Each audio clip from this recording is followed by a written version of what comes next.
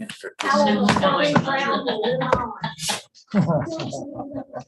going to call the special meeting of Lakeshore Hospital Authority to order. Additions or deletions to the agenda. Staff has no additions or deletions. Would, like we have in the past, like to move public comments down a little bit after we have some discussion. With that in mind, I'll entertain a motion to adopt the agenda. So move. A motion and second, all in favor, signal by saying aye. Opposed, that motion carries. The purpose of this special meeting is to discuss and then take possible action on the statements of interest, proposals, second offer from parties interested in utilizing the Lakeshore Hospital campus, all in one part, to provide medical care or other services to the citizens of Columbia County through a partnership with the authority. So with that, we'll go ahead and start with the discussion of possible actions. Williams, can you bring us up to speed, kind of recap for everybody in attendance, what we've heard over the past several weeks and what we've learned over the last week with the question about if any of these proposers would be willing to do anything with the building if there's no monies involved. I'll be glad to, Mr. Chairman.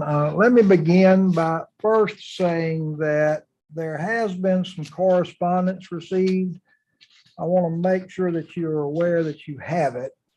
There was a online petition, which I believe there was 174 respondents to. We've made that available to you. Through our email, we received a message from Aaron Patel. We provided that. We also received an email from Ms. Limley. You've been provided a copy of that. So I just want to make sure that you are aware that there has been some correspondence related to these proposals. For those in attendance that may not know, the hospital authority issued a request for proposals regarding statements of interest as they related to what we call the Lakeshore Hospital campus. The campus is primarily 3 buildings. It consists of the main hospital that we always knew as Lakeshore. It consists of a 2-story building facing the lake, which I call the Women's Center. And it consists of the building just north of that, which is where the physical therapy building used to be, or the physical therapy services were provided. And it's also where Dr. Reyes had his office. So it's often referred to as the Reyes building. But those are the 3 buildings that we consider to be the campus. There is a 4th building there. It's the old frame structure, which has had different uses in the past. The authority trustees have discussed what to do with that building, including raising it, just removing it. But the local citizens, the CARC, wanted to use it as temporary location while they renovated their offices. So the trustees have allowed for that. So that's kind of off the table. Probably will be removed when they get through using it. Once the responses were received to the RFP, they were divided into 2 groups. We call them Group 1 and Group 2. The significance of that is the elephant in the room for us is the main hospital. It's a big building. It's 100,000+ square feet. Parts of it date back to the 1960s. It requires, depending on what you do with it, a certain level of upgrades and improvements. I think most of you that are in the medical care field understand that there's a procedure to get licensure and et cetera. And to do that, you have to go through a certain set of standards. And those standards change. And so the higher and more intense the use, the more you have to invest and upgrade and change.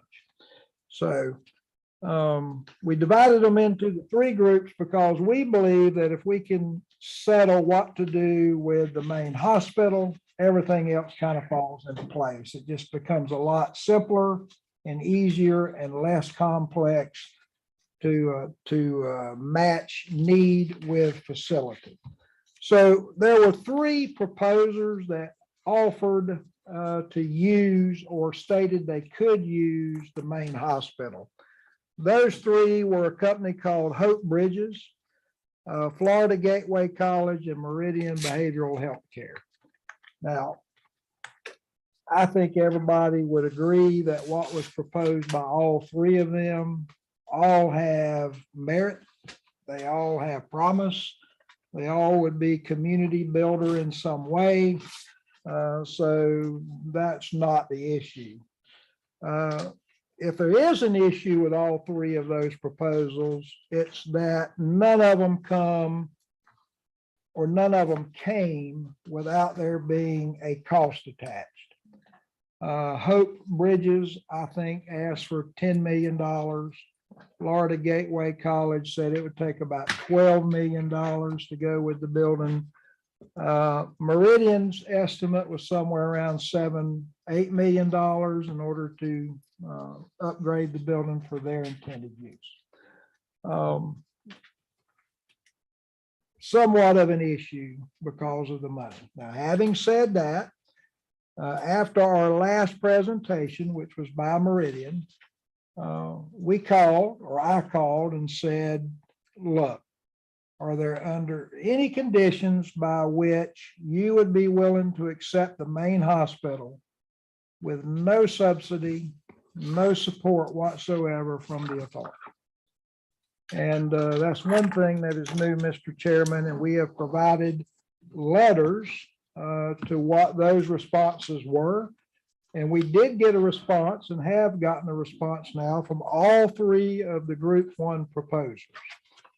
And basically, all of them responded in some fashion that yes, there was a scenario, and they outlined what that scenario was.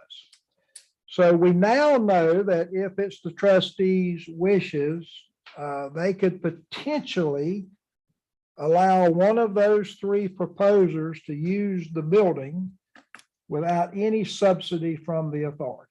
Now, the subsidy from the authority does not end with what they asked for in terms of the cash stipend. It's costing currently about $60,000 a month just to keep those three buildings in an occupiable state. They're not inexpensive. And so it's in everybody's interest, the trustees and the public, to try and alleviate that as quickly as possible. So, Mr. Chairman, I have provided to you the responses to the question that was posed. Hopefully, y'all had an opportunity to review those.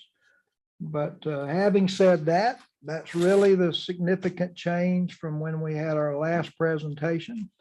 And if there's anything that I did not cover in my very brief review, I will be happy to answer any questions.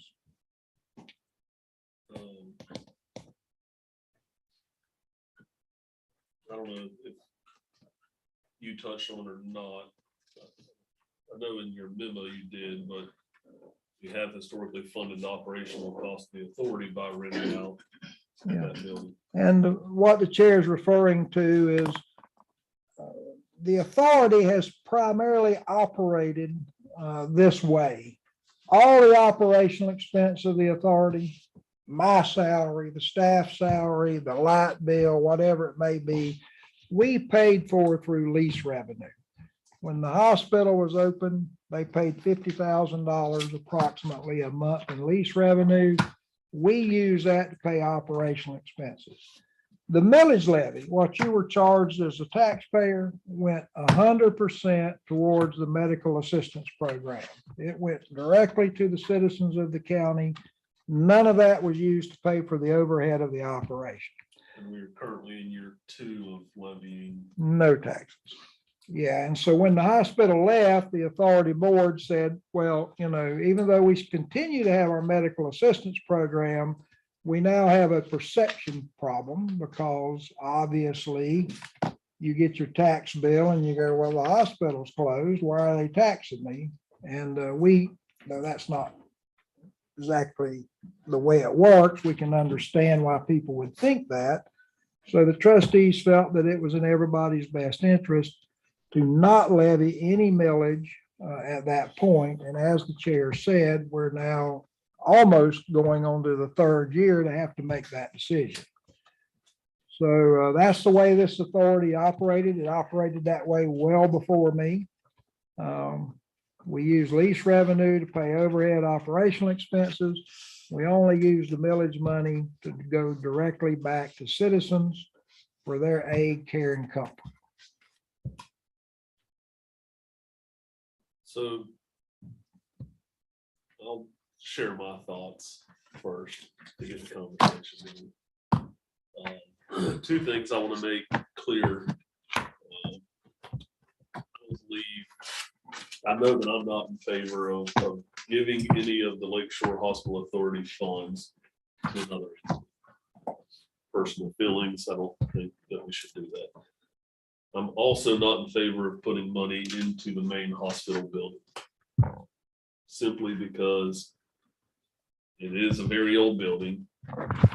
If we were to put $6 or $10 or $12 million into that building and lease it to somebody else for nothing or next to nothing, or $50,000 a month, we could be back in the same situation that we're currently in 3 years, 5 years, 12 years. And we have another building, the same building at a different time with the same issues. It's an old hospital, it doesn't have private rooms. So it's a very difficult building to use for just anything. If we do not transfer ownership of the building to another entity, I think that we should raise the building, tear it down, and be done with that building completely. I would like to negotiate, to see about negotiating with Dr. White, who is a proposer in group 2 of the proposers, your ER solution, to see if we couldn't at the very least have a urgent care or 24-hour urgent care. And I would like to, my hopes would be that someday we could have a full service, even a standalone ER. I'm not saying that we necessarily need a full service hospital, but at least standalone ER. So if we were to raise the main building, I would say that, in my opinion, my proposal would be to give vacant land and vacant property to the college. The county has expressed some interest in a few of the buildings on the property. If we do something with them, maybe we negotiate with them to see about if they have any vacant property that maybe Meridian could get to build a facility for them somewhere in the county or the city. The city has made comments last budget season for losing some revenue, tax revenue. But I'm not in favor, no matter what we decide, I'm not in favor of giving any of our reserve funds to another entity.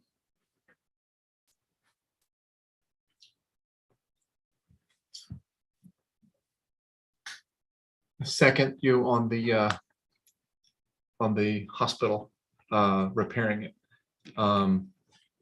Individuals, when we did the original engineering survey, when I walked through with them, I just have a concern about the viability of that structure. Been around real estate for a while now, and I'm just, when I see a structure that is nearing the end of its service life, I don't know that that hospital is going to do anyone any good in its current condition. We still have to pour $10 to $12 million into it, and I'm being, in my opinion, light. And the waterproofing folks that we spoke with originally made a pretty good analogy. And they said, when you fix the roof or you fix these waterproofing issues, you're not fixing them. You're turning the clock back to 0. And then it's going to keep ticking. So the issues that we're experiencing there, and again, I know everybody loves to say, we'll fix the roof. But to go on the official record and say, if the roof was the problem, we wouldn't have a problem. The roof is not the problem. the envelope of the building as a whole is a problem. That it's going to take a monumental amount of money to fix. And at the end of the day, we still have the bones of a building that is, in my opinion, past its service life to the point. Of course, I'm going to draw a blank on the acronym of the folks down by 75, the other hospital in town, HCA. If I'm not mistaken, I believe we tried to offer this building to them and they responded by sinking an additional $40 to $100 million in their facility, as opposed to taking our free one. So to me, that is a testament to them putting their money where their mouth is. I know this hospital is a symbol for this county, but I've walked that building. I've walked on every roof. I've been there. I've seen what the waterproofers were looking at, and I'm aware of how much money it's going to take to turn that building, turn the envelope of that building viable.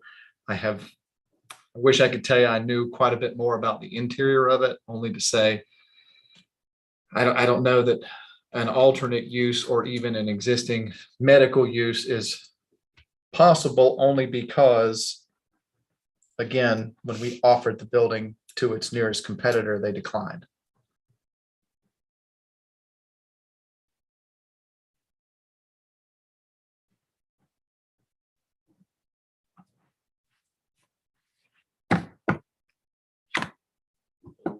I'm the new kid on the block. I'll yield to Ms. Johnson.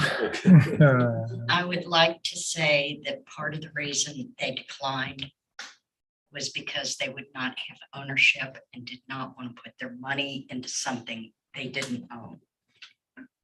Okay. That's how HCA works. And I say that working at HCA for many years. Will they take it down? What? Will they take it? No, not unless we deed it to them. And that's their business model. You know, I don't have a problem with that. That is a business model. We all know that. I do not want to see the building torn down. I do not want to give money to anybody that wants to lease it. I have yet to ever lease anything that I looked at the people and I said, oh, I'll lease this, but you have to do $10,000 worth of improvements before I move in. That just isn't the way things are done. When people are asking for money, it's like, oh, these people are desperate. They'll jump at anything. I disagree with that. We're not desperate. We can, even though it's a major expense, we can keep it going for a while, even though it's empty. I don't want to see it empty. I would like to see some medical facilities put on and available to the public. I think that anything we do, we're going to have to take baby steps at it. I think that when we got sucked into the last lease, which we did literally, we didn't have much say in it. I think that was wrong. And I think we're suffering now. We can either take responsibility for what we've been appointed to, or we can just throw up our hands and say, oh, let's do this, that, or the other thing. I have a strong moral problem if anything that we have raised money for from the taxpayers of Columbia County and told them that we were going to use it for medical purposes if we use it for anything else. I have a moral quandary over that. I didn't start the whole thing. even though I've been on the board longer than anybody else here. But when you tell people you're going to do something, aren't you morally obligated to use the money for that? Now, having said that, I'm not sure where to go from here. Although I would like to see a facility started, maybe started as an urgent care and take it into an ER facility. Just because these are the only proposals we've had does not mean these are the only things that can be done. Now, when Mr. Barrett gave his talk to us originally, and we were talking about the expense, he made the comment that it would be cheaper for them to build starting fresh. We could deed them some, and he said they had to have deed to the land, if I'm not mistaken, in order to be able to get the funding to do it. We could deed them the land with codicil, saying that anything that is done in the buildings is to be geared toward medical. There are all kinds of ancillary services. The college could take care of that. Yes, we all know about nursing. There's respiratory therapy. There's rehab. There's laboratory. There's x-ray. They're training people to be nurses' aides, the CNAs, certified nursing assistant. All of those things. And it takes space to do it. And I would imagine it's space that they don't have on their home campus. But those would be things that would aid the community. I would not have a problem doing something like that. But that building and giving them money, no, that is not how we tax the people. Again, it's a moral question to me. Do want to just say and point out a couple of things. I know for the last several years, at least 7, the money that comes from ad valorem taxes is in a separate account that's used strictly for the indigent care monies. So it's not that we were necessarily taxing those individuals for the building. Like Dale said, $50,000 a month we were getting about grid was going for operations. CHS was maintaining the building while they had it. And another point that you made, that the college said it would probably be cheaper to build than renovate. I feel like in this case, it probably would be, whether it's the college or whoever it is. I would rather spend $2 million. The college put a number out there, $4 million. So let's just say it's $4 million to raise the building and be done with it, instead of spending $750,000 a year to maintain it. It's not being used.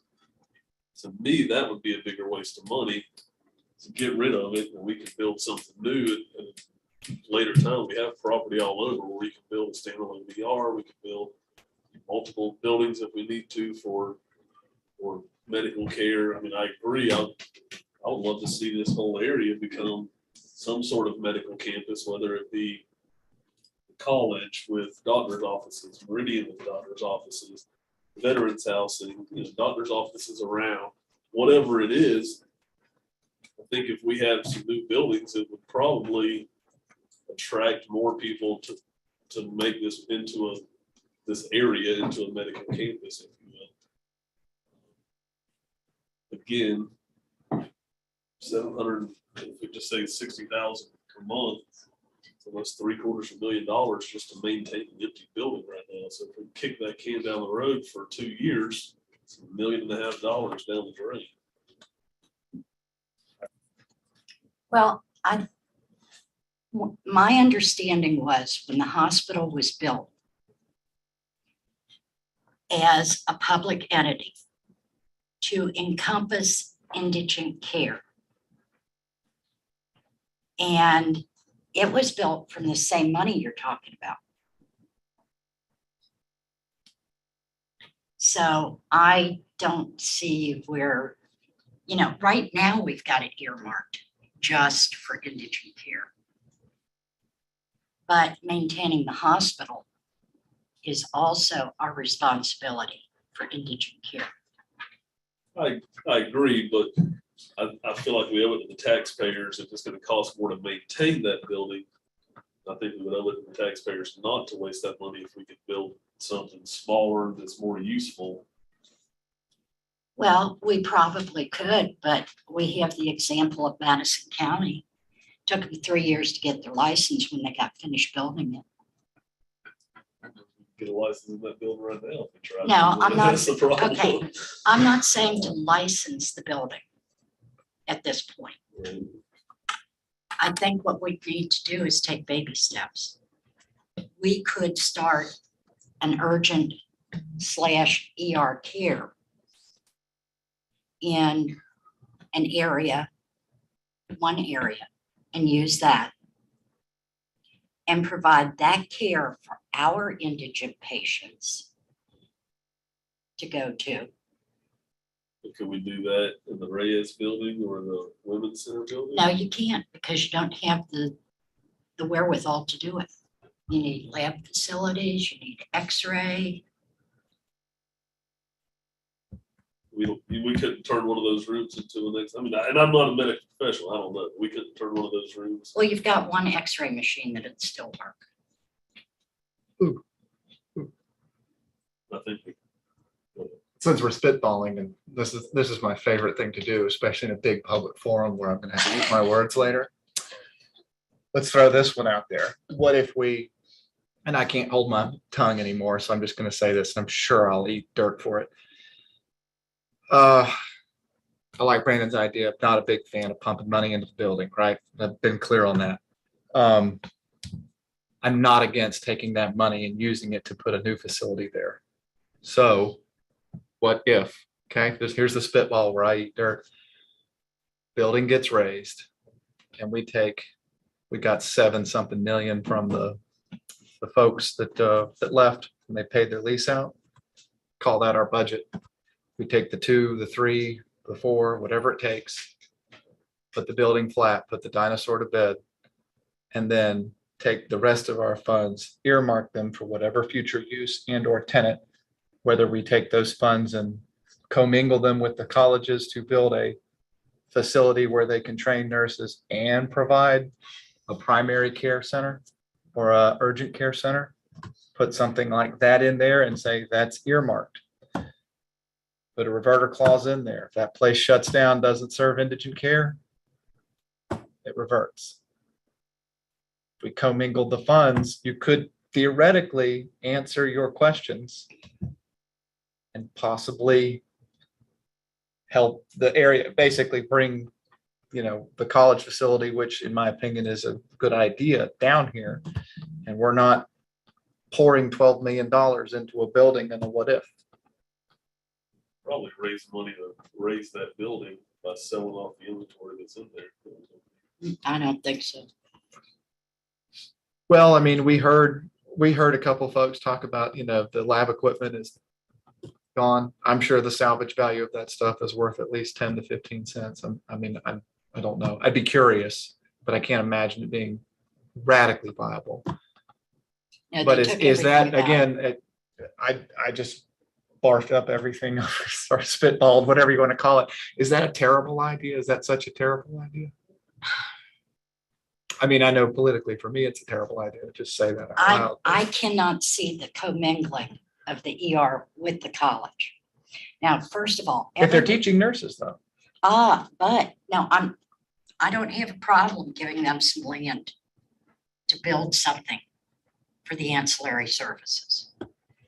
But also know that for every nurse that's in training, when she goes out on the floor, there has to be one working nurse for, I think it's 2 or 3 nurses in training. Mhm.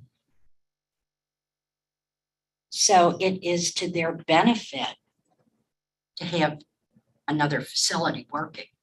We sit up In to- X-ray, it is the same way. If you've got X-ray people, you have to have one registered tech for 3 X-ray people. Problem is training. We've sent out 2 RFPs over the last year. And we haven't gotten anything back. I don't know that if we continue paying $60,000 a month, and we do it again, hoping to find somebody we're gonna get anything better or different. Well, now, what do you mean? Talking about wanting to make that back into another hospital again and No, I'm not saying that. I'm saying open it as an ER or an urgent care. Let that begin and then go from there. Don't bite off the whole thing. we're gonna have to put money into that just to get it up to standards to open up as an ER. Would it be cheaper to build a new building? to open But it? you've got income coming in right away.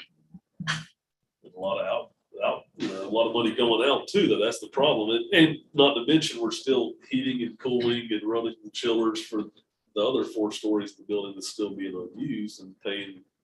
Well, is $60,000 a month. there another use for the rest of the building?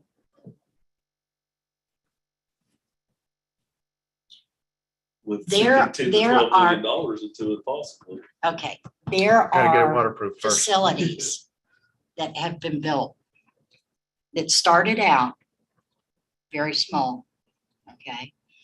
And in fact, when I trained at, which is also a hospital authority in the state, when they built their building, it was an expansion of what they already had.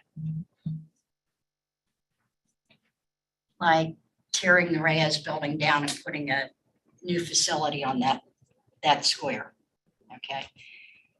They finished off 2 floors. But the building housed 8 floors. As they got money, they began developing more and more. Still think it'd be cheaper in the long run if we tear that building down, build something, and even if we do what you said and build upon it over the years and turn it into something bigger, if that's what happens, if that's the way that it goes, I still think it'd be cheaper than paying $700 plus thousand a year to maintain a building that's partially used or not used. Or we're gonna have to put more money into it to renovate it to get it up to code. I'm not against what you're saying by any means. I think it'd be fantastic. I just don't know that preserving brick and mortar that's there now is the right answer. I think we'll end up spending more of the taxpayers' dollars doing that than we would tearing it down and putting a new building up. In my experience, I would have to say I disagree with you. Okay. There are hospitals all over the country that were built in the 1800s and still being used. Very viable structures. Probably never vacant and trying to get. Some of them have been Licensure. at times. Some of them have been at times. But we're one of the few authorities that has always turned to leasing. You know, it's easier to lease than to assume responsibility. Do you have any input? What's Don I can talk all night. think? First of all, I want to thank Mr. Williams for getting me on this board. It's been very challenging for the last 6 months. I've done more reading. I've watched more YouTube videos from your all's meetings to try to get the institutional knowledge that the 3 of y'all have. And I'm glad to know that we were finally able to come tonight and discuss this. And I think all 3 of you have been reading my mind for the last month that we've been listening to all these proposals, great proposals, Meridian's, Florida Gateway College, which I served as a trustee there for 7 or 8 years. I served on the foundation board for 20 years, was the chair there. Excellent proposal from Hope Bridges. But one thing that keeps hitting me, in fact, I have called Sonia several times about it, and I'm looking at the website and looking at our vision and our goals, and I'm sure that the three of y'all have looked at them too, and you've touched on them here tonight. I echo everything, Mr. Douglas, that you say, Ms. Beal, that you say, Mr. Beal, you say, Ms. Chauncey, that you say. We've got an issue and we've got to get it, the bull by the horns. I know that I asked our executive director today if he felt confident that he has reached out all across this country to find somebody to come and run this hospital. And it's obvious that we can't, unfortunately. And I agree with you. We need another hospital here. We need mental health training care here. From my 38 years of what I did before I retired, I saw it very much. I retired from the public defender's office, and Meridian was an excellent ally of ours for many years. The college, an excellent ally. And also my father and my two brothers served in the military, so I have a lot of compassion for the veterans. And, but again, I've read the 134 page. After about the third or fourth page, I started getting sick reading it because I didn't understand it, Mr. Douglas, as far as the engineering report. But we've got to do something with that building rather than pay $60,000 a month. I will go one step further. I don't know how we obtained the vacant lots that we have acquired over the years. I've lived here since 1975. Knew two of the former board members, Mr. Odom and Mr. Hackney, who were original board members. Maybe somebody, how did we obtain these lots that we have these vacant lots here? Were they purchased? Were they donated? They were purchased. So I'll go one step further, because every time I walk around this community, I run into somebody that has found out that I'm on this board. And the first thing they say is I hope you're not planning on giving taxpayers money or taxpayers property away. And I hear that just ad nauseum. But we need to do something to stop the bleeding. The $60,000, $70,000, I hear that a lot from people. Rather than raise the building right now, Ms. Chauncey, it's unfortunate, but I'm come to the conclusion, even though I'm an eternal optimist, that we could find somebody to come and run that emergency room, run that hospital. It doesn't look like it, unfortunately. I'd love to see another urgent care. I've looked, researched. We've got 3 urgent care facilities here in Columbia County right now, and they're all open from 7 a.m. till 7 p.m. I told Mr. Williams, if we get an urgent care, can we make it guarantee that they're open from 7 p.m. to 7 a.m. for people that need them? We have 1 emergency room. I go to my doctor's office, took a picture, it's on my camera, and on the door it says, if you're feeling sick and it's after hours, go to the emergency room. Yeah. And it doesn't say go to the urgent care, but it says go to the emergency room. But I am so happy that we're having this conversation. And I know the public is too, and we owe it to the taxpayers to do something and stop this bleeding. Like I said, I think no matter what, I would love to see, said in my opening statements, I would love to see us have some sort of urgent care, no matter what. And I would love for it to turn into a full service ER, even if it's just an ER, standalone ER. I think it's needed on this side of town. That's my opinion. I'm not a medical professional, but God is. that's my opinion. So I no matter what, I would like to see that. And what we do with the rest of it, I agree. I hate giving land away. I'm completely against giving the money away, especially land and money together. I'm not in favor of that. But the building, to me, unless we give it to somebody and say, here you go, it's yours, we want nothing to do with it, not another penny into it. I think that we're wasting time and money by just pouring money into it monthly to maintain it. And if we were to turn it into a full service hospital again, I think it would cost too much money to get it up to those standards. On your thoughts about building another facility, I like that idea too, but before I would want to commit the $5 to $6 million of taxpayers' money to build one, I want to make sure that we have somebody in place, No, absolutely. ready, willing, Yeah, and able to come in and run it absolutely. as either, a 24-hour emergency room / 10, 15 bed hospital. But one thing I did write down, if you'll bear with me for a second, but when Mrs. Adams was here from the hospital, she made a statement and it stuck with me, and I had to go back and listen to it again, but it was something that stuck in my mind, and I'm sure you all remember it too, and that was, she stated, we lost the availability of beds. We did lose something when we lost Shands Lakeshore Hospital. And it's true, we did. And that's coming from HCA. And they're doing a great job in the community, but they need help too.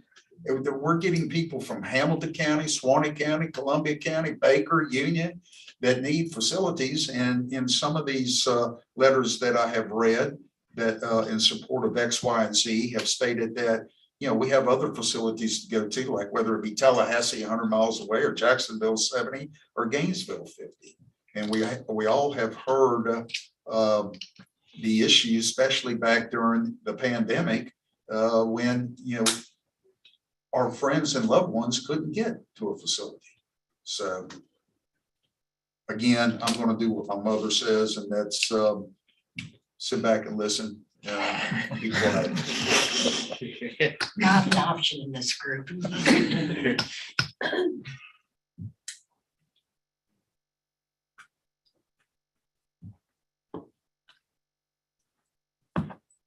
Before we take public comments, is there anybody that wants to make any type of motion, so that way the public kind of knows where we're standing, where we're heading, what we're looking at?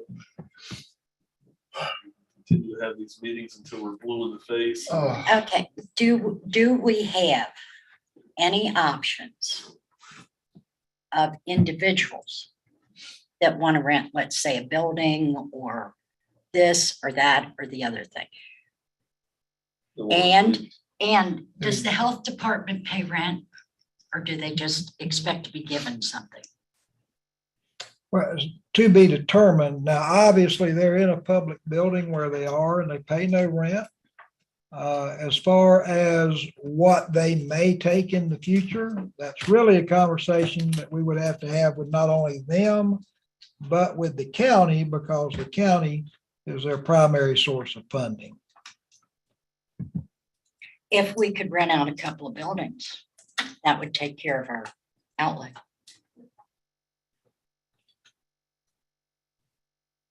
There's been talk also of a medical examiner's office. It could possibly be revenue source. Which is definitely needed in this area, but I will have to recuse myself if it comes to that. But that's another option for a revenue source that would be very beneficial and help support the operations of the hospital authority, in my opinion. Right now, the people in this district that have to go to an ME's office are transported to Gainesville, Tallahassee, or Jacksonville. So that's where they have to go to identify their loved ones if that's necessary. Well, I think we have options for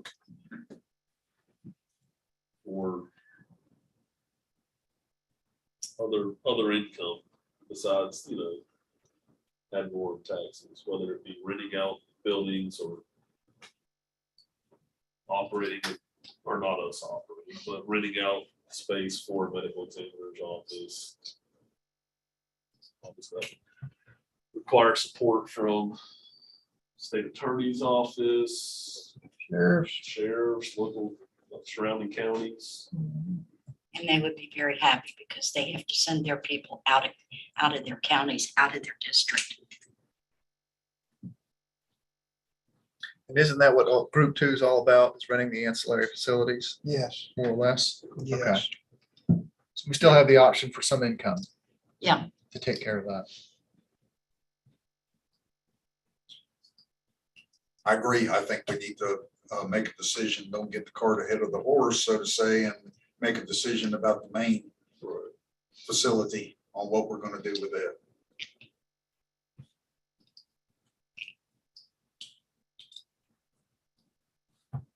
And I will tell you, that's where your ME's office would have to go. The what office? Medical examiner's office. In the main facility? Yeah, they would need some space there. Not the vacant lot over here that we could put a building up on. No, you don't want to do that. I know a good metal Use your building money guy. judiciously, not for an ME's office. So therein lies the rub, right? If we put him in there, 60,000 a month to keep that place going, is that what that rent's gonna be? That's, Well, and I will say, it will save all of the counties in District 6 a whole lot of money. Because right now, to transport to one of these other places, the county has to pay like $400, $500 for each transport. And if it were local, the price could be cut.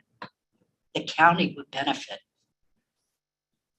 I don't think they can give us money, but save the. Well, yeah, they would. cost savings. They would. They would in the long run. Believe me. But still, we have a medical examiner's office in a 120,000 square foot building. It's not paying $60,000. No, I'm not saying in the whole building.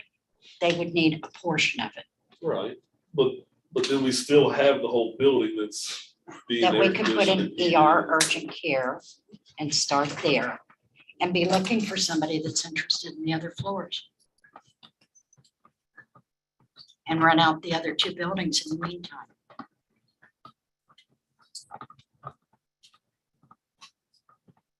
We'll do those Okay. just a moment.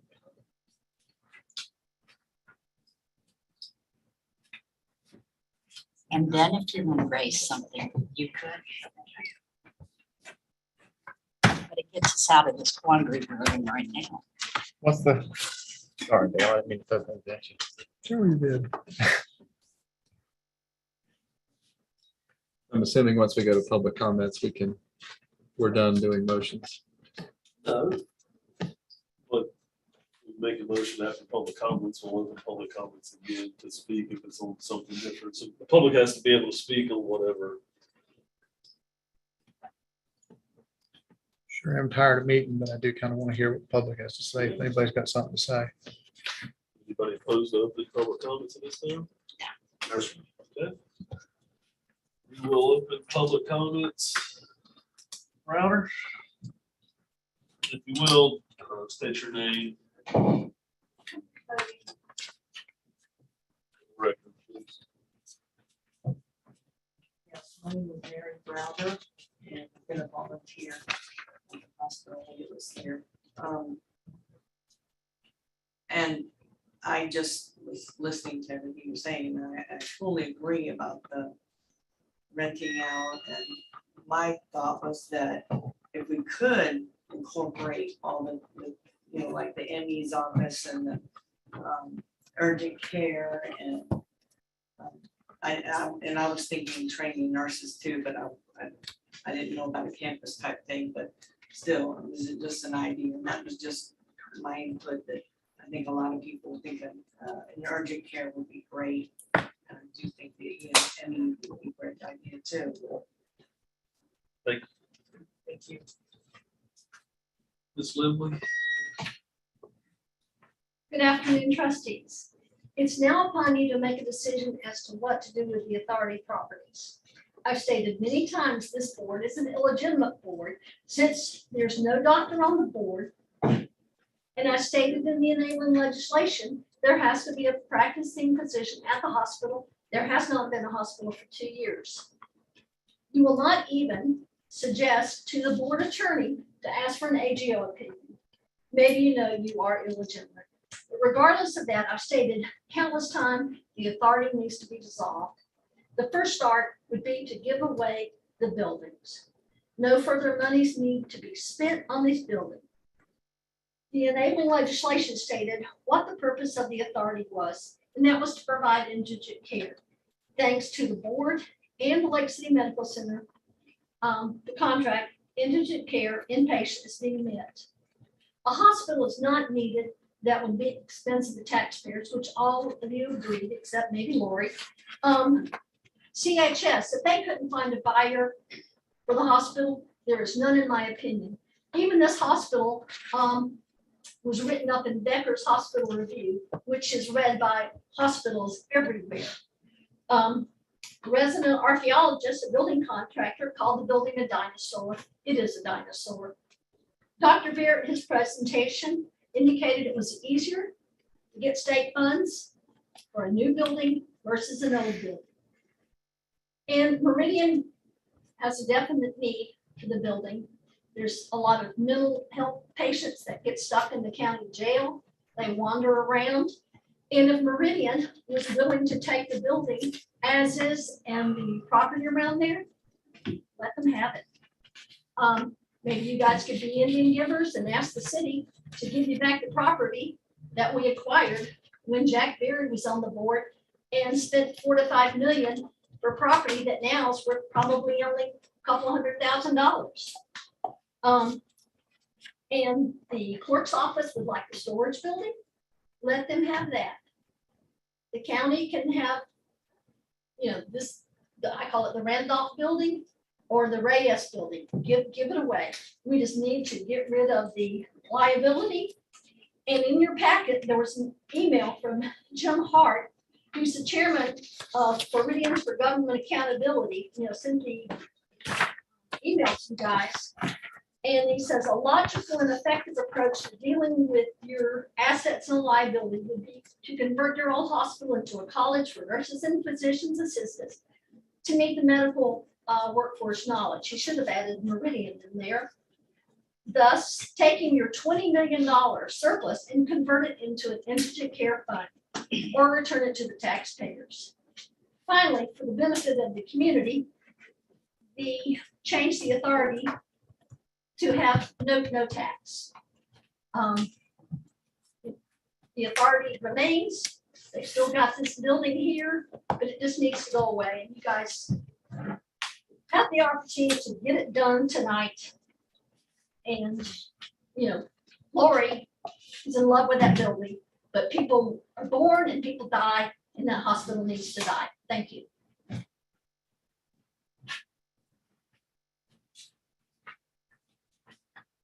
Ms. Eversole? My name is Anna Eversole, and my opinion on it is the hospital has been here for a long time. I agree we need urgent care in our community, especially on this side of town. HCA is extremely overwhelmed. We have got to do something to bring urgent care. I agree wholeheartedly. Mental health is a problem in Columbia County, and it needs to be addressed. But we have to, without tearing down the dinosaur and making something appeasing to someone else to come here, then we have nothing. Because we can't continue to expect taxpayers to pay in to something that we're doing nothing with. So we have to fix the problem, and we have to ask y'all to do that. We have the opportunity, we have people who are interested. Let's make something happen to support the community. I do want to make it clear, still have our indigent care program that is ongoing, that we're spending money on. We have not levied a tax in 2 years. Also, I believe that we're a legitimate board simply because there's 3 seats open, so the doctor is sitting in one of those. seats. And Don was appointed since the hospital closed. He was- Oh.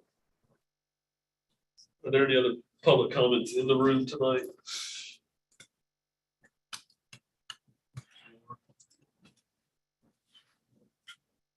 Chairman, board members, Chairman, I ask that you be patient with me. I'm passionate about the issue, have been for a while. I think I've expressed that time and time again as I've come to the podium. I'm not gonna question whether or not the board is legitimate or not. But I do believe that there's people on the board who can make decisions. And I think that the governor put people on this board who he believed would make decisions. And at some point, there comes a time where people can't worry about what the politics may be, can't worry about what the flag of your decision may be. But action at some point has to be taken. There's an old saying that says at some point you have to crap, you have to get off the pot. And I think that this board is at that point that they need to either make a bowel movement or get off. And so my position would be, as a taxpayer, primarily in District 10, that's where I hold most of my real estate holdings, and pay a significant amount of money in property taxes. And I know that all the money that we're dealing with is in the pipe, it comes from Evernorm, it came from the buyout of the lease. However, I think that wisdom at some point has to prevail, and you begin to say, how long can I afford to pay $60,000, $70,000, whatever it is, to maintain that building? Or do you make a decision to say, hey, look, I need to probably bulldoze this building, right? And that way I got that money in an account. So if we want to do a new building or we want to do something significant, bigger and better, we have the revenue to do it. But I can guarantee you, you start sitting here year after year, and you start spending $700,000, $800,000 a year. In mathematics, we call that subtracting. And so for whatever money you got in the bank, you're not gonna have what you started out with.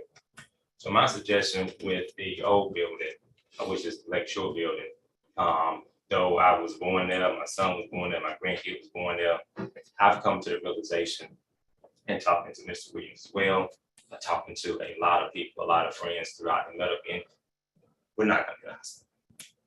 It's obvious. I mean, I met a guy one time and he was dealing with an issue, and I just flat out told him, I said, dude, you're just being unrealistically hopeful. And sometimes we can get to that point. I'm not saying it's a bad thing, and I understand the passion of woman that they have, but it's not gonna happen. So we gotta move on. And there's been proposals, and I've heard those proposals. And I said again, that you have to put something in this area that's gonna make the best impact overall on the community. And then when I say the community, people wanna accuse me of saying I'm only concerned about one community, which is the predominantly Black community. Of course, I'm concerned about that community because I live there, born there, and everything else. But I'm concerned about all communities because all communities make us who we are. And you got the downtown corridor, which is the businesses, and our own business on the downtown corridor as well.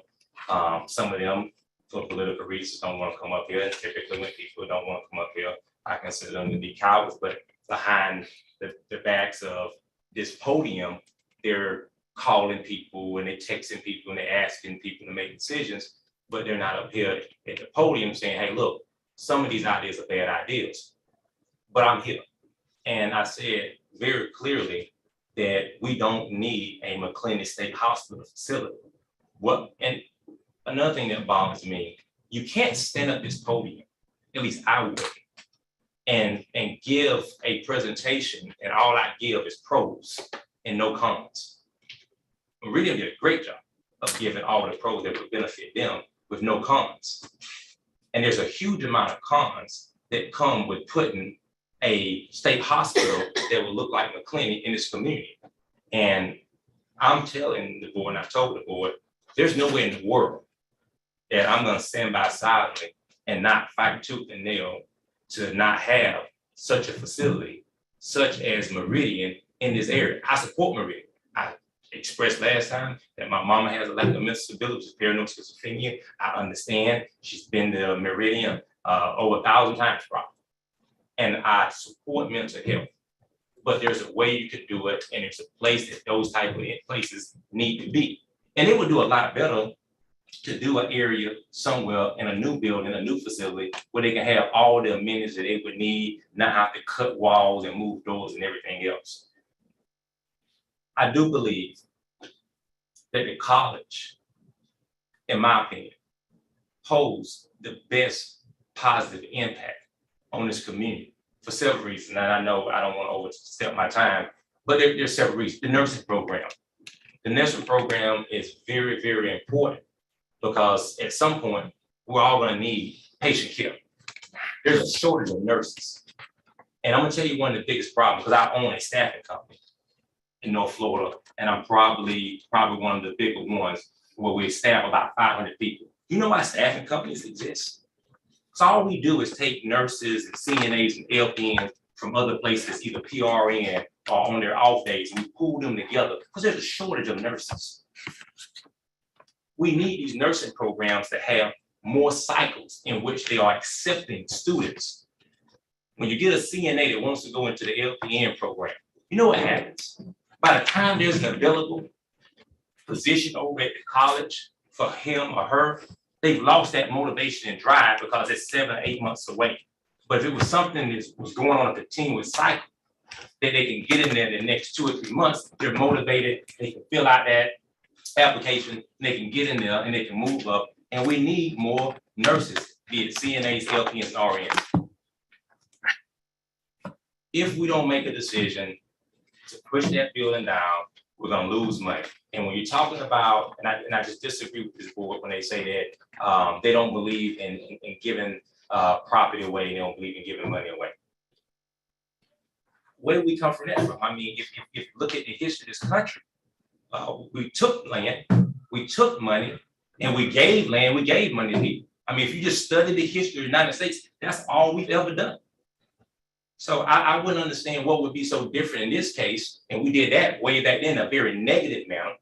And you're saying that it's not good to do it in a positive manner? I just don't understand that logic. And so the college is the best fit. I advocate for the college to be the best fit. I advocate that we stop the bleeding by pushing the building down. It's costing us the most money, and figure out whether or not we take some of that money and we put it toward a new building that would be ideal for the college.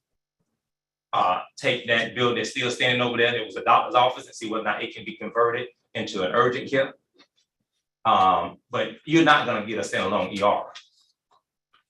I mean, if people wanted that here, we would have it here.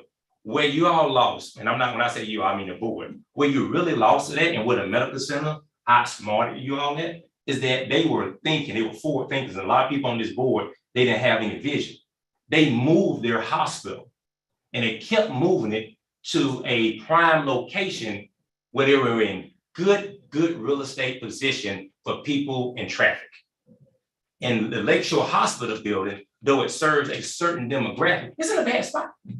And nobody wants to tell the truth. Many people don't want this building, not only because it's old, it's just not in a good location for that particular purpose.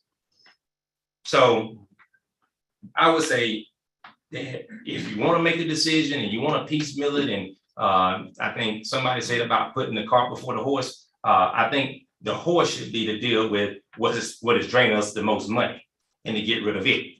Level it. Get a company in here, level it. And you can always figure out what you want to do with that. And then you take the other small piece that you got that's doable and see who want to rent them and lease them. Thank you. Thank you. Is there anybody else in the room before we go to Zoom comments? Anybody attending via Zoom that would like to make a comment?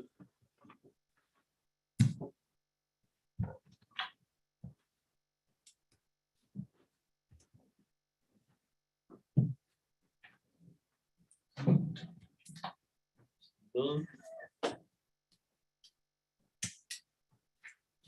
Board. No, hold on one second. Mr. Jones. Can you hear me? Yes, sir. Davion Jones, 219 Southeast Jeremy Place. I'm glad you all are having this conversation. I'm glad we're finally moving towards a solution. I, like many other people, were born over there across the street.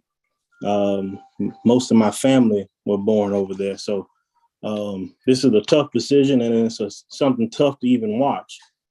But the decision has been made, and you are the ones that has to make the decision. But personally, I like the idea of making the building multi-use, pushing the building down. It's costing us too much money. It's too old. Everybody that wants to come into the building wants money to help fix it up. That tells you something there, that they don't want to stay in there with it in its current condition. We can't afford to give them money to do that. We need to push the building down and build something that's for multi-use. I do believe that we need to allow FGC to come into that campus. Maybe I'm a little biased. I did receive my associate's degree from FGC, so I know that they are a great group of people. I know that they offer a really, really, really great education, even though they're a small campus. So that's really all I have to say, is that I agree the building needs to go. It's an old building. I believe it was built in 1963 or something like that. It's an old building, and it has not been maintained well. That's just the truth about it. It just has not been maintained well. And so it just needs to go. And we need to move forward. When we need to move forward quickly, this isn't something that needs to draw on for the next 5 or 10 years. As soon as that building is leveled, there needs to be a plan. There needs to be a plan to start digging it back up. Thank you.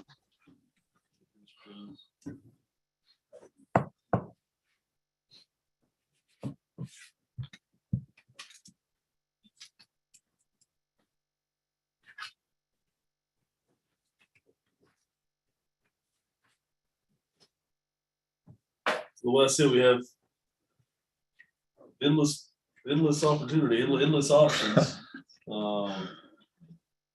We have responses from Oak Bridges, we have responses from Meridian, we have responses from the college that have all expressed interest in building and us giving money for renovations. And then most recently this week, responses on what they could do if we were to give them the building. We have the option to raise the building. We have the option to, it's not an option for me, but the option to continue along the path we're going and kicking the can down the road, which I'm not in favor of by any means. Listening to group 2, going out for more. Again, I'm not saying that I think we should do that, but if we don't do something tonight, we're going to continue to kick the can down the road and waste money.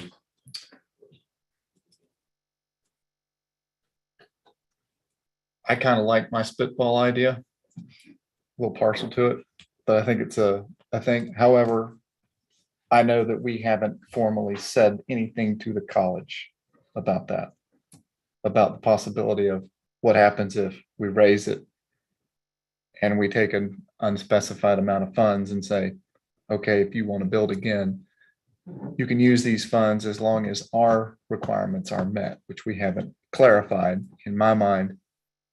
Some form of a facility that gives medical care to this area, specifically in that building. And as long as it's and if they're doing the nursing college, in my mind, they're doing a nursing college. However it works in, to me, it makes sense.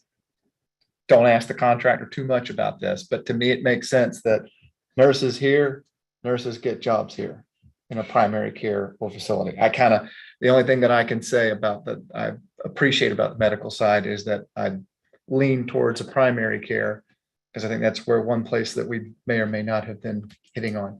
Anyway, to say this, I haven't pitched that or we haven't pitched that to the college. So you're saying raise the building, tear it down and partner and offer X amount of dollars to the college. For Right. them to build a building in partnership with us. Is that my understanding? A salesman once told me, when you want something, you got to rear back and ask. And I think that's exactly what they did with their $12 million number. I think that's a little excessive. I don't know that necessarily is in keeping with us just pouring money on the thing to make it go away.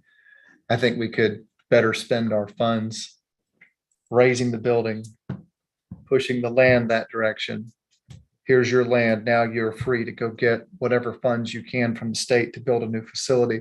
We will bring in X amount of dollars to build what we need in the facility, So we will build our own separate thing to help support. or a requirement for, and this is something obviously, right? When I tell you I'm spitballing, bear with me, right?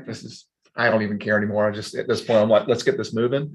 So we take some money, we throw it in with a college, bada bing, we're there, right? I'm not saying that's gonna work. What I'm saying is the step in that plan that I think a handful of us may or may not agree with is we stop the bleeding. We could theoretically move forward by saying, okay, I'm all about throwing that idea to the college. Y'all may not be, but I know that we could get bids on demoing the building.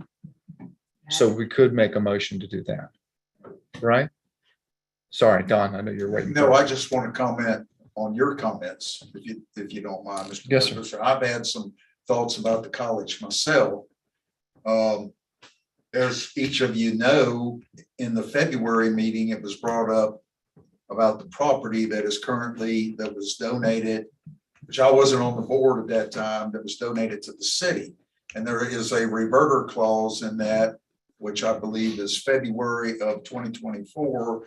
And if y'all remember, when I took the tour with Dwayne, which I really appreciate him giving me the whole tour of the campus, those lots are right up here on Marion Street. And my thoughts on that would be a perfect place for the campus of the college. And from my past service with the foundation, and if you remember, whatever we did, whatever this authority would do with the college, it would have to be donated to the foundation of Florida Gateway College. It's not donated to Florida Gateway College, it's the foundation. And in the past, Florida Gateway College Foundation has purchased the property.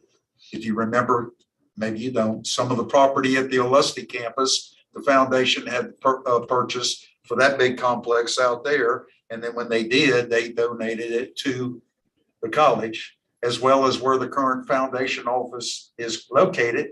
The foundation funds purchased that building, which is the foundation office. And they've done it 2 or 3 other occasions also. So the college has the unique ability, if you remember Dr. Barrett mentioning about federal funding, state funding, and private donors. The STEM building, which we all have been invited to go out there next week, a lot of that was private and state funding. So I think when Dr. Barrett, when I asked him about whether he wanted to, if it was, an either or, meaning he had to have the property and the money or both.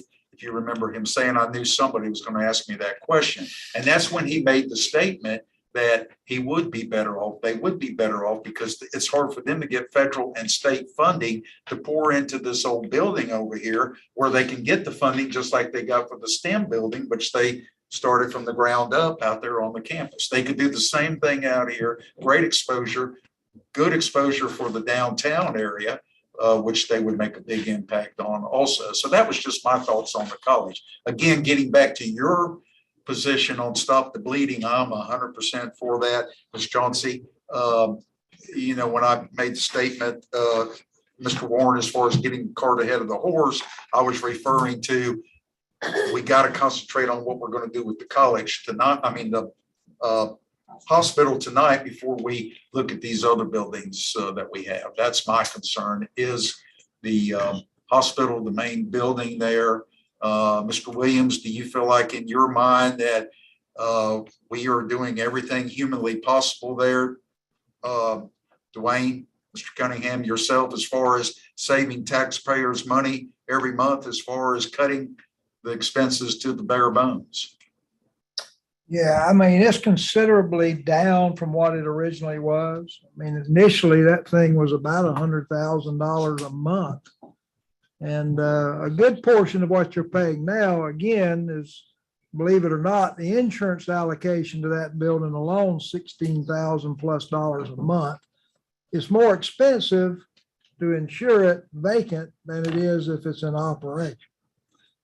So, yeah, there's a lot of overhead there, but trustees, if I may, it appears to me that based on the preponderance of the discussion, you really are down to, we're doing one of two things here. One is we did ask the group one proposers if they would be willing and under what circumstances to take the building with no further responsibility to the trustees, to the authority.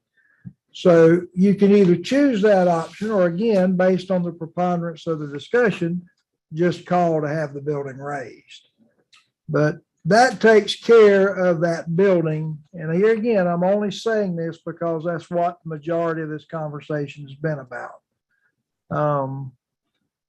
You can theoretically make anything we've heard tonight work. The only question is at what cost and at what amount of time. Theoretically, you can make anything you've heard tonight work. The only other, 2 minutes, we're gonna take a brief break and switch over to. well, and I'll make a comment right before 2 minutes. The only other thoughts I had on that main building over there, rather than spend the $2.5 million to raise it, is that building, can we market that building? Is somebody interested in purchasing that building, their facility?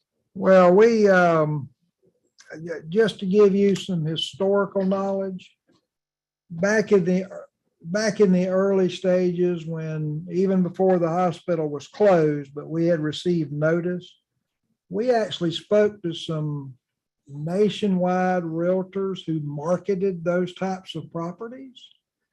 And I'm not saying it couldn't be done, but they were not hopeful. They were not hopeful. Be an excellent place for an internet cafe. Well, We got a Just teasing. cafeteria. and that might be the only thing that could generate $60,000 a month to keep the doors. We're gonna take a brief, 3-minute recess. That's a good joke.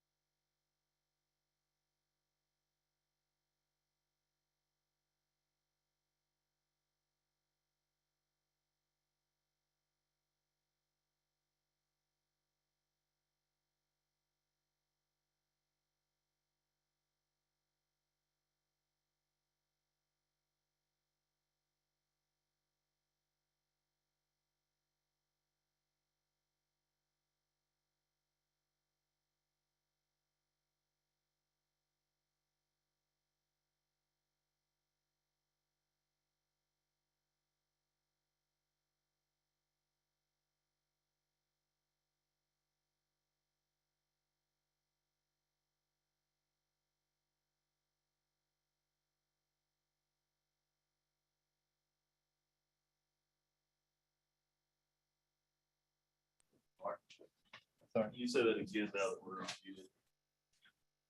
I make a motion that we get bids on demolishing the hospital. Before we second that. Is that the most expedient way, Dale? To move forward if we were gonna go towards the demolition? I don't think you can do it without bids, right? I don't think so, because to my knowledge, that service is not provided for on state contract. I don't know of a way to shorten that process legally.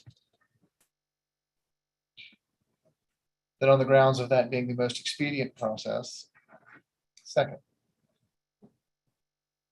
Got a motion and second. My only added discussion of that would be, do we have a plan to continue moving this forward?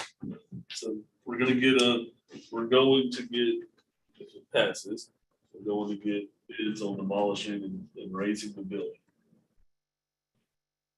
Do we have step 2? Do we have step 3? Well, it gives us an idea how much it cost. It does. And if the cost is what Don stated, that would cover our expenses for 3 years anyway.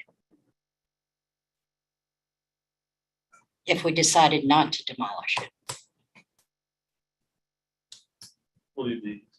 Well, should we spend $2 to $2.5 million to demolish a building? Or should we spend $60,000 a month for 3 years and come out the same? What we do at the end of that 3 years? Spend another $4 million to demolish it at that point? You know, I mean, No, it's- inflation will be 5. I think it's worth looking into. Or should we look at selling the building for $100,000 or $200,000 or whatever somebody was willing to offer? And then we wouldn't have the $2.5 million expense of taxpayers' money. Because it's obvious that we're not going to use that particular building over there, our property over there. We've got all of this other campus here that we could look at building another facility. As we had stated, nice urgent care, emergency room, 10 or 15 bed hospital with the commitment for somebody before we break ground. That's why I'm from the old school, let's don't give something away that was purchased by taxpayers' money. And I think that I know in the last 9 years, I went back and looked. Y'all would probably think I'm a nut, and I'll tell you I am. But I went back and looked, and I've paid $756 the last 9 years on my ad valorem tax hospital authority. I appreciate it. And I know that I'm spending a lot more than that on garbage, my assessment for garbage through the county. So it's a good deal, but then again, I just hate to see us have to spend $2.5 million or $1 million or $50 if we're not going to use that facility over there. If we spend $2 million and got bare ground, what are we going to do with it? So let's see if we can market it, and maybe somebody will come along and be willing to buy it. You're saying even if it's $100,000. Exactly. Who knows? You're in the real estate business. I'm not. I'll give you $50,000 for it. How much? I'll give y'all $50,000. I'll give you 75 right now. We're getting the bidding war. No, I'm serious because I know, I Sylvester. write the check now. I know it. And see, if Mr. Warren's willing to do that, we may find No, somebody no, that's willing to well, give us $1 million for it. So we don't know. Mr. Chairman, if you would, really, the Very, reason, very quickly though. the reason I'm willing to say that is because at some point, we can't entertain nonsense. The building's not gonna sell, because anybody that buys it still has to tear it down. It would be more profitable flat. Right. It'd be more profitable flat, because then you have investors, you can do P3 deals, and you'll have people that will have a greater outside interest in a flat piece of land that they can do a P3 potentially and do something with. That's called development. Yep. Thank you. No, Hang no, on, no, no, hang on. no, no more public comments. Okay, I'm Yeah. sorry. No, I'm no, sorry. get back to it. To speak to it, it's a terrible, Concept? no, your concept's right there. We ran into this, and excuse me, my mentor may or may not be in the crowd that taught me about this. I ran into a handful of piece of properties when we were doing real estate appraisal. And we had somebody that bought a house on a canal and it had a fishing shack on it. And they wanted to improve the fishing shack, and Swanee River Water Management said, you can improve it up to 50% of the value of said shack. Now, I haven't done one of these in a while, so it's been a while. When we did the appraisal on it, we could not put value to the shack. Yeah. And there's a term for that, and I can't remember what it is, but it's when it's, That was. we based can't do on- public comments, but you know what I'm Yeah, talking about. that was because of the base flood elevation. I'm sure that you couldn't do more than 30% or 50% of the improvements on It that. was that piece the of building itself did not add, I know it sounds crazy, but because it was a concept that Right. I had to swallow. The building served as more of a detriment to the value of the land than it did there. So the value of, it's, how about this? This is how I wrap my head around it. We see this all the time. There's a guy that's got a house and he's had it for 20, 30, 40 years, and he's got it on the corner of a hot new intersection. The dirt value of the land is $1 million. He thinks the house is worth 150,000 on top of it. So he says it's for sale for 1.15, because I got the value of the commercial real estate and I got the value of the house. And the appraiser comes in and breaks his heart and says, you can either sell it as a house or you can sell it as a thing. You cannot sell it as both. So it is the underlying value of the real estate is the value. Did I say that roughly? Sorry, just. And I got Been a you. while. No, Mr. Douglas, I got you. I get where you're coming from, but if we're going to get proposals as to how much it would cost to raise the building, in doing so, all I'm asking before the motion is seconded is that we also throw in there, let's look and see how much the value of the property is worth too. Yeah, If it's you- not outlandish to say, okay, do some sort of an appraisal Yes, sir. or a broker's opinion. Yes, sir. I would rather go for a BPO if that would, And that's whatever you're talking about sounds good to me because that's out of my lingo. it's Yep. faster than what we're gonna get an appraisal for. So I can tell you, if we get an appraisal, we'll I push got it you. out to a year. But I just throw that out as an option. Of course. Competent? What do you? Oh, again, I'll lean to my mentor in the crowd. You're gonna need the cost of demolition anyway. Yeah. You're gonna need the cost of the demolition to do the appraisal. I know the public comment is closed. Sorry, he knows more about it than me, but Well, somebody may say that it's The worth. value of the underlying land is gonna have to be more than the value of the demolition. Or the cost of the demolition. That's what Stephen was getting at. There's a point where that house on the commercial real estate, the house is worth 150, the underlying land is worth 100, or 1 million. With that house sitting there, the value of the land is actually not 1 million. It's actually whatever the 1 million plus or minus the cost of the demolition. So it's an obsolescence issue. That's what it was. A small example, and I'm sorry, I know we're breaking Robert's rule. A small example, you take the Tulsa Law Office, in which I tried to buy before it went into foreclosure, but they were hard-headed and then tried to come back later, it was too late. With the Tulsa building, that property values more than the building. And it happens all the time. Mr. Williams, did you have? Sorry. Mr. Chairman, if I may, let me share with the trustees about selling the property. Just to remind everyone, the state of Florida has plenty of examples where surplus property was sold. It was sold at a low price because they were desperate to get rid of it. And then the next thing you know, a speculator buys it. It's not successful in whatever their plans may have been. They basically abandon the building. So you got to be very careful if you go to sell that hospital off and you sell it for $100,000, for example. They're subject to say, hey, I was willing to risk $100,000. This didn't work. I'm not able to flip it. I'm not able to do whatever I thought I could do with it. And now you've got a building that you no longer control in any way, shape, form, or fashion that's dominating the entire remainder of your campus. So I'm not saying you shouldn't do that. I'm just saying you need to be very careful about what you do. Because there are horror stories all across this state where properties were peeled off and sold, and the public entity that sold them regretted it. And it's normally because somebody bought it more speculative. It didn't work out. It sit there and become a dinosaur. They're not going to invest any more money in it. They don't take it down. It just sits there and becomes a problem.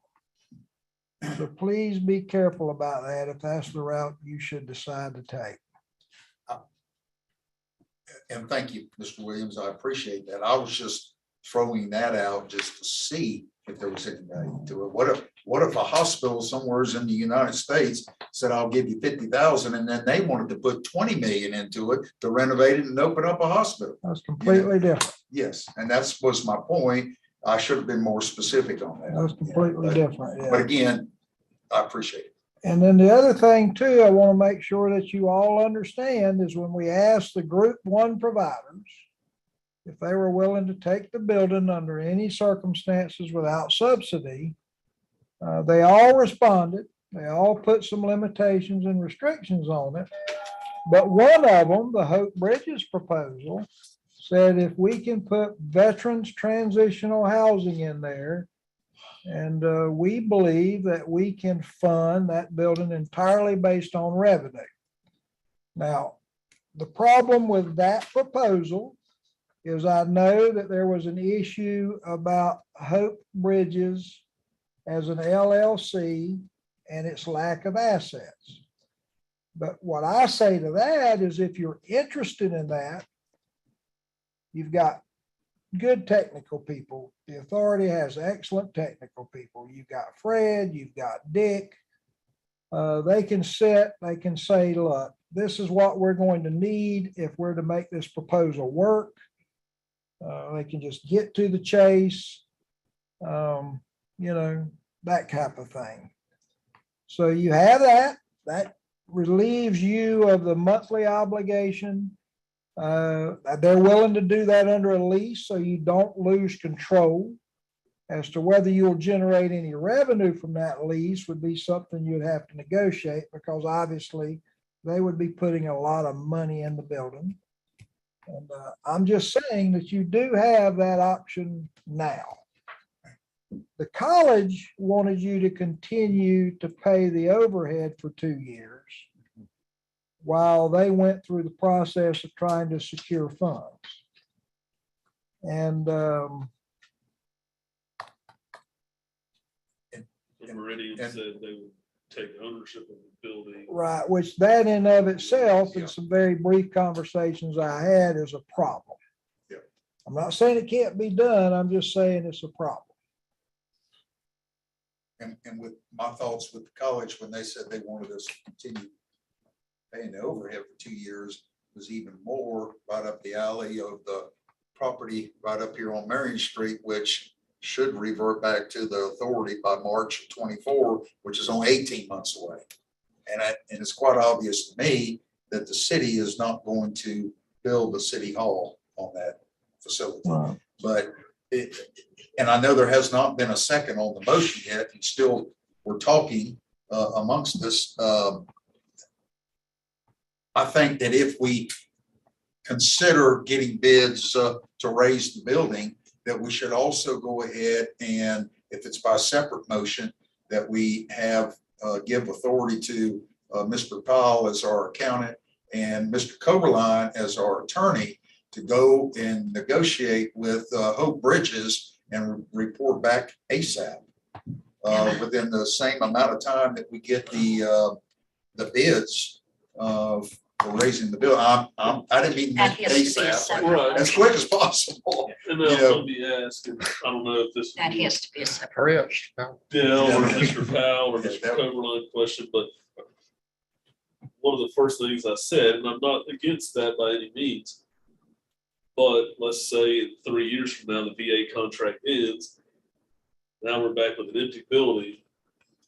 Is it possible to put in the contract that we want so much money put up in a bond or whatever. So that way, if you leave within the next X amount of years, and we're now stuck with this dinosaur of a building once again, that we have enough money to tear this damn building down. Because I don't want to be back in the same situation that we're in now. I won't be. I don't want somebody sitting out here to be in the same situation.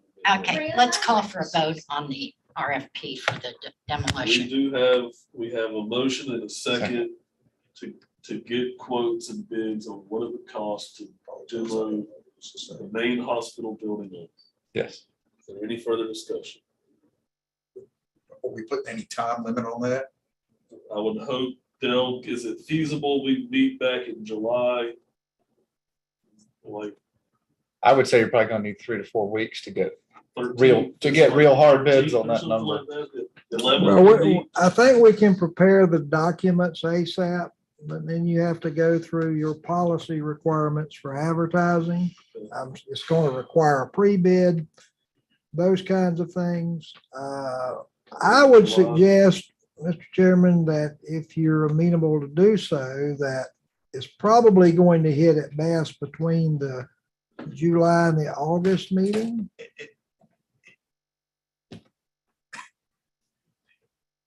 Can we go ahead and set some special meetings in July then? Yeah, that's what I was about to say. Oh, I'm sorry. I didn't- I think you're going to be better off to time a special meeting to coincide with that I know information. Mr. Douglas doesn't like to hear that, but It's 3 to 4, I promise you, it's 3 to 4 weeks to get 3 guys in here to look Yeah. at this thing. and I Easy. just seen stop the bleeding Okay, of this. can we get a vote? You got a motion and a second. All in favor, Motion. signify by saying aye. Aye. All opposed. Now make your That motion. carries. Mr. Chairman, I have a question for the trustees. Are we going to bid this with them having rights to salvage? No, We're talking about salvage what?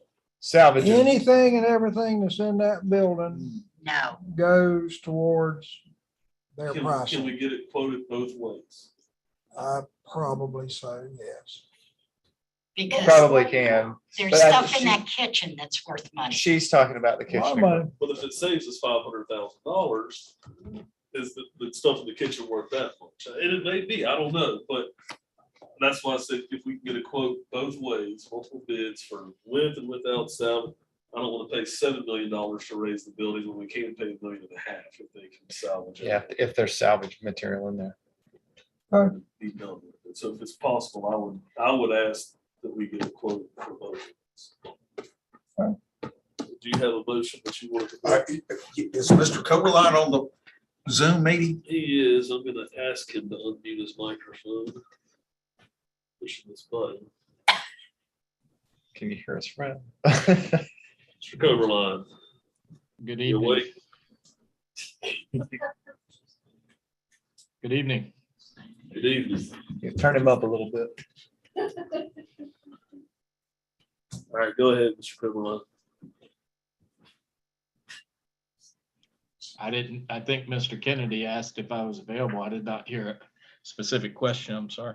Yeah, I was just wondering, because of your time constraints, and Mr. Powell's time constraints, I'd like for the two of you to get together and to work with the Hope Bridges Consortium or whatever group they have that they're contemplating using the hospital for the veterans to see if we can finalize that proposal with them by the July monthly meeting.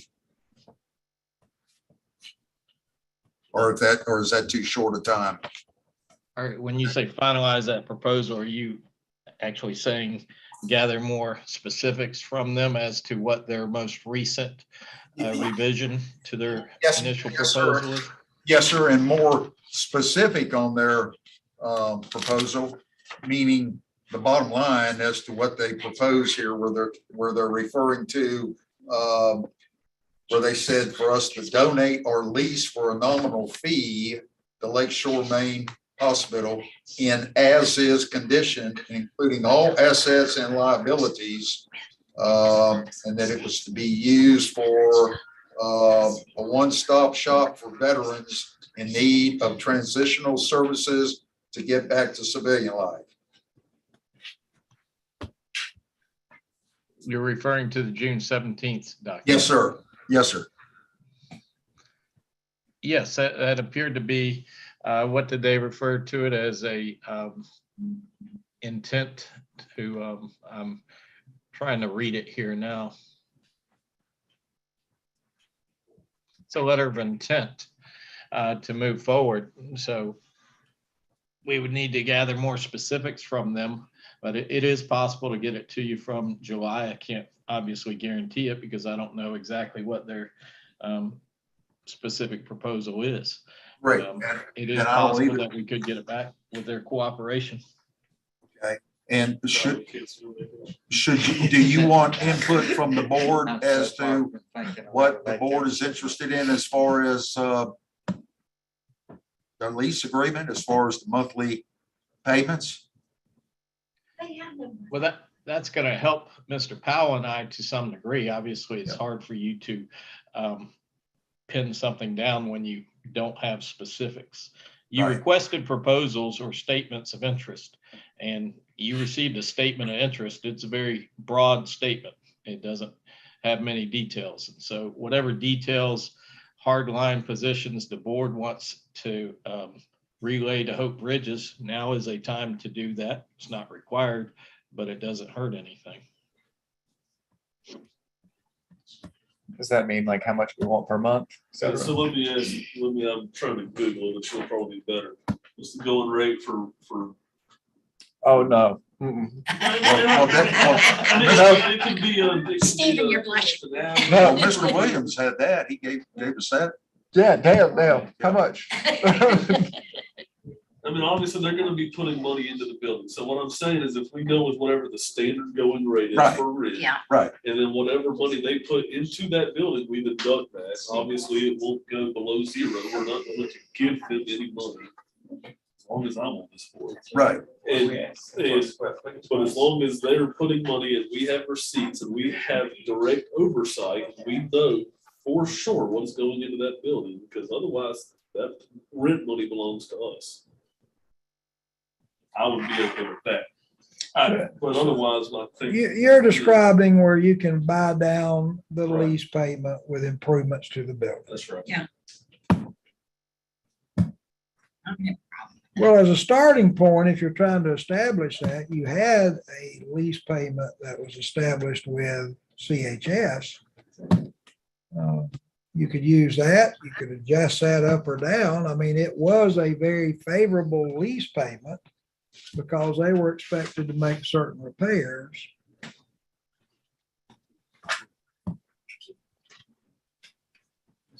We might do more in just a moment. Let's. I just want to get square footage. I just want to see what that square footage price is. 117,000. Give or take, I use 120. 120,000 square foot. No, I'm saying price per square foot. That's what we're That's what we're discussing. discussing. Is trying to figure out what that may be. They were paying around $50,000 a month month. on average. and they were And are supposed we to be, saying, and they were supposed to be making repairs to the hospital. They did. and just to be clear, we're saying triple net here. They pick up all the tab, everything. 100%. All triple I'm nutly. still in favor of raising the building. Personally, just so we don't wind up in this. Well, and situation. then you said floating a bond, right? So those are, it sounds like there's three requirements. It sounds like there's a triple net lease. There's a adjusted for inflation rent lease that was similar to the previous hospital. And on top of that, there's a bond if you leave us high and dry in the term of 5 to 7 years. That seems pretty cut and dry. Yeah. If they can agree and prove that they can do all that, that's one thing.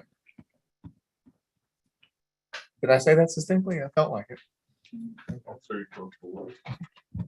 Can we call for a vote? I got another motion to make. I don't know that there's a motion on. I don't know if there's a motion on the floor. I think Oh, that's more of a request. I thought you I made a was motion. just asking Mr. Coberline if that was Oh. possible, and Mr. Powell, if that was possible to get with Hope Bridges between now and the July meeting. And Mr. Coberline indicated that that it would. So I make the motion that we authorize Mr. Powell and Mr. Coberline to get with the legal minds, accounting minds with Hope Bridges and come back with exactly what their intent, their thoughts are from this new proposal dated June the 17th. With the idea that it seems like there might be consensus on the board that we want a triple net lease. Triple net lease, similar payment that the hospital made with adjusted for inflation. And then a bond with some level of, I don't know if reverter is the right word. If they leave before their end of term date, It's a performance bond. there's there we go. Yeah, it's a performance bond. So that we don't have to come out additional funds to demo the building because it will cost more at the end of that. I'll second your motion. Did I motion that? Can. Okay, motion to do what I just stated. Is that So clear we enough, have Fred? two motions on the floor. In a second. Yes. Very, very, very quickly, Ms. Lindley. When Peacock came here with Hope Bridges, I did some checking into this. Julie Smith, the prayer. Okay. Has, That's one thing we We'll talk finish. about. We're not gonna talk about. No, I'm saying individuals, is that she's been doing this for several years. She gets paid $100,000 a year. Supposedly she's setting something up in Defuniak Springs or someplace Okay. out there. I spoke with someone who's within the state as far as veterans.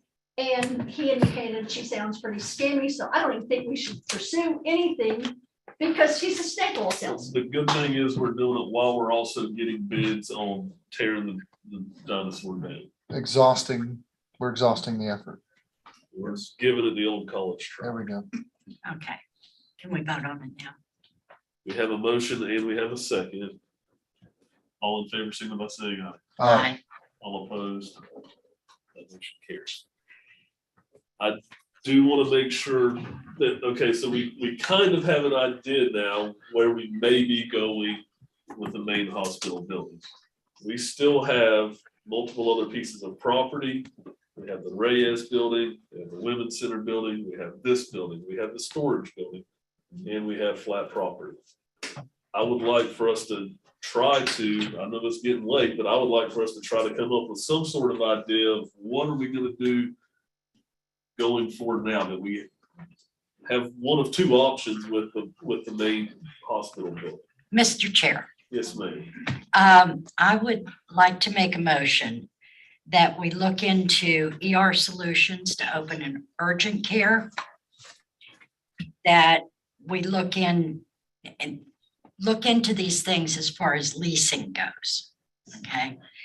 The Columbia County Public Health Unit and the multi-specialty research.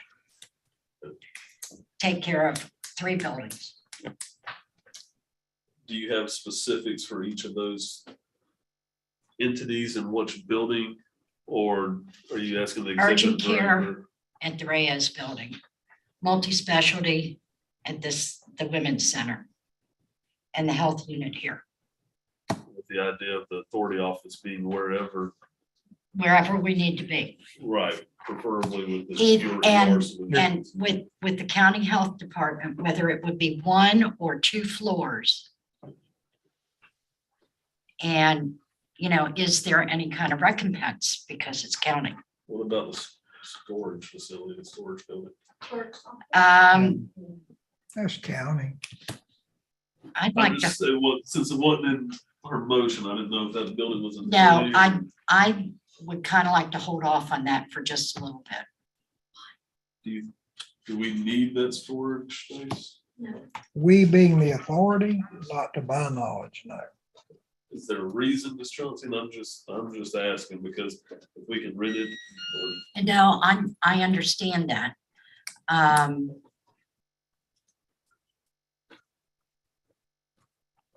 hate to put you on the spot, but It sounds, can I say, it sounds like you're giving preference to medical, right? Bingo. So that's fine. Can we hear the medical folks first and hear all these others and schedule all these things and get this place leased and? Yeah, Because I can sit through 1 or 2 presentations at a stretch. well, I think that first we should identify medical. We may have a medical facility that wants to use that. Yeah, I'm all for it. I want, Okay. but group 2 needs to get their day in the sun. Yeah, But I think they all need to get it. If you want to do a preference to see the medical folks first, that's fine, but can we yes. get the show on That, the road? again, that goes back to morally what we collected the money for, to be able to buy these properties and build these buildings. On In a my- side note that still plays into this, did we ever send a letter or ask the city if they plan on using that, and to, if not, give it back to us, give us that property? We did, yes. I know that they don't have any type of leadership. Did we hear anything? Wow. I'm sorry. I shouldn't have said it that Official. way. I'm sorry. They don't Official. have permanent leadership, is what I meant to say. Yeah. City reporter, please understand, I'm amending my statement. They do not have leadership.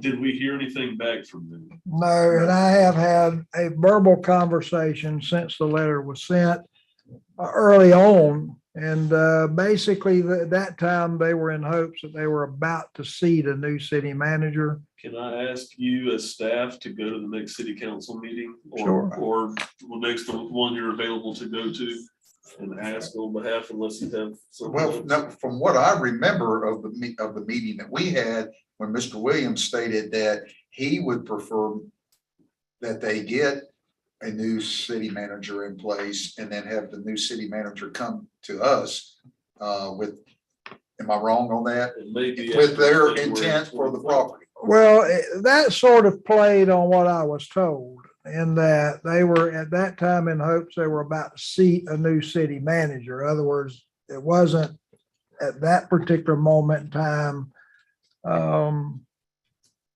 I think they had one and everybody thought they would be successful in hiring them. That did not pan out. So Yeah. I have no objection if that's what you'd like me to do. I'll be glad to go to the council meeting and ask and explain what the urgency is. Because at that point, I would also like to start discussing what to do with these properties, whether it be the college or whatever. And let's Hit it. get it done. I don't want to drag it on for years to come. I know the property will automatically default back to us, March. and if we wait until. But do we want to wait that city long? manager, that might be after it defaults back. Yeah, if they're not gonna use it, then no sense in leaving it in place. Just move the process forward, revert it back, and then we have other options for other people Because that are there may looking for be- campus. One of these may say, hey, I'd rather have a piece of property and build something. That could be a possibility. Because we gave them, Well, Could be the college or one of these other group 2 proposals. the city's a partner in all of this. And so give me an opportunity to update them as to what's transpired, what may happen with these properties, et cetera, at the very same time. So, we can do more than just go over and ask for the property back. Absolutely. And I will second Ms. Chauncey's motion.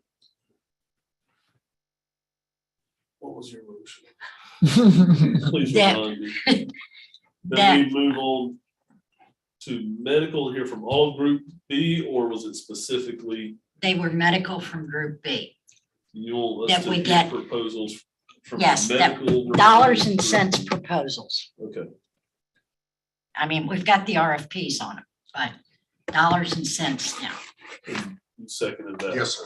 Is there any further discussion on that for us to start scheduling? Are we gonna? can we put the schedule- non-medical folks behind them in line, like, so we could just get everybody in? And give everybody their day in the sun? I mean, they're all taxpayers around here. Or- Well, everybody Potentials. can put in a dollars and cents proposal. Well, yeah, but that's what I'm saying. If So we can everybody, Hear from them. It doesn't have to be. I want to hear We from, wanna hear I want to hear everybody. from them all and get, That's wonderful. Let's I will amend it And I- to hear from all I'll of second them. and I'm fine doing preference to medical first. If so be it, that's fine. I get that. But if, Liz, are we good with that, scheduling group B to give a proposal? To give dollars and cents proposal. Mr. Williams, I'm sorry. you good with that scheduling? Group B to Absolutely. get dollars and cents I'll proposed. second that amendment. Got a motion, a second, all in favor, signify by saying aye. Aye. All opposed, that motion carries. Do we have any unfinished business tonight? Am I missing? I just want to make sure I'm not missing something.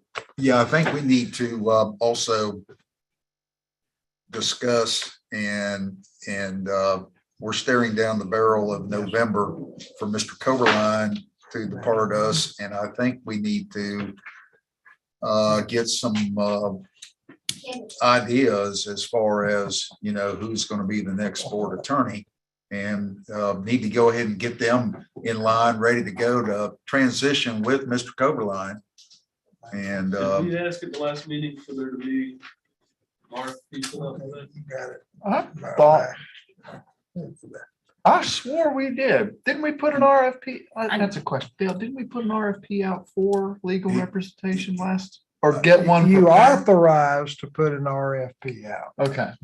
okay. So we've started that process. We We have started the started that. process, yes. Yeah. I guess, do we need to, can we get an update on that, Mr. Williams, if you don't mind? The only reason why I'm concerned is I know November will be here very shortly. And we need somebody to hopefully transition over with Mr. Coberline. We borrowed, we're gonna plagiarize an RFP for legal services. We've got a couple of them in there to look at. Before I did, or before I actually advertised it, I did want to sit down and speak with Fred. That's at his request. So obviously I want to hear what he's got to say before we finalize it and put it out. Think, do you have any thoughts on when we could possibly expect to have Lake Shore Hospital Authority attorney in place? Well, we're assuming that we find someone that meets your liking, but, you know, there's more than one way to do this, and I want to elaborate on that. And maybe that's some of what Fred wants to talk about, but Is that what Mr. Lilker mentioned, where he could be the judge and our attorney at the same I don't know if that was one of the options I was thinking of, but Okay. regardless, Take it off the table. but regardless, we're going to see what the pool looks like for you. And then from the pool, hopefully you'll be able to select somebody. I'm in hopes you can find somebody that has experience with special districts. They'll be in place by August. Is that what I'm hearing? I don't think so. I get- It's worth I a think you're shot. looking closer to September before you get them on board. And I would not be adverse to them attending meetings by Zoom, at least like one out of every 3 meetings. Yeah. That broadens our field of where we can look for somebody. And if we're looking for somebody with special districts, you're not going to find them in Lake City. You know, we're in competition here. I mean, as I told you at the last meeting, I mean, Fred leaving a hole. It's not just the authority, it's the city of Lake City, it's the town of Fort White, it's Live Oak. I mean, we're all doing the same thing. I mean, that would broaden our scope some.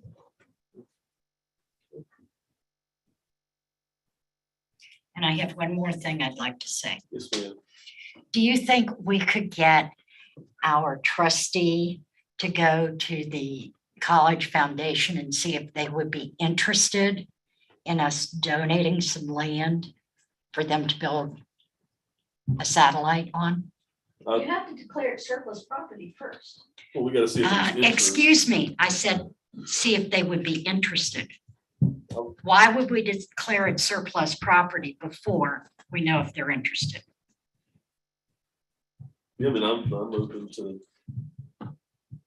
Are you asking Our trustee. Kennedy or staff? Brother Don.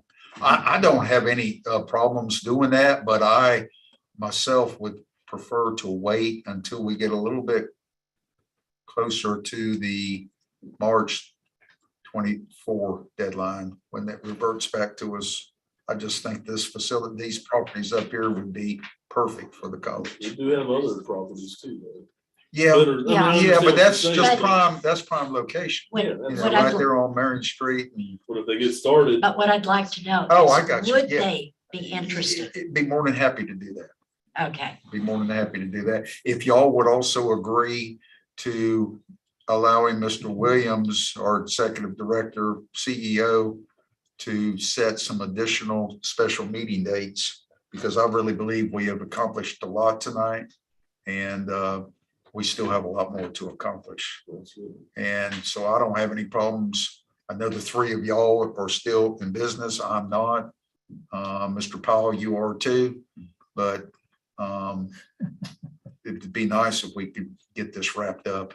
Speaking of special meetings, what about budget hearings, budget meetings? Those are on your next agenda to be discussed. Sonia has already prepared a tentative agenda for July. And the budget is there. so if the budget hearing is at our July meeting, and then we have a special meeting, we could bring it up there. And then at our next regular meeting, we could adopt it. Okay, Well- it is good for you to maintain the trim process so that preserves the taxing authority of the authority. So what will basically happen is you can have workshops earlier, but you have 2 public hearings, and both of them will basically be in September. And it'll be adopted, but in July, you have to set the 2 public hearings, and they have to be coordinated with the county and the school board. And so even if you select an extremely low millage like you have the last couple of years, it's very important to preserve that process. Okay, And it's going to be an unusual budget year because the biggest part of your budget has been the maintenance of the hospital building, and maybe that'll reduce. So and so the budget process will be based, and I'm sure you'll have a workshop probably in August maybe, and it can be part of a special meeting or at your meeting to review the budget, because we always hope that by the 2 public hearings, the budget's reasonably well worked out. I think we should do that at our August. Your first hearing in September will be the 12th, because that's your regular meeting. And your second one will be between the 12th and the 1st. Whatever you said. Any more comments? I think I've talked enough. Coberline, you still there with us? Do you have any comments?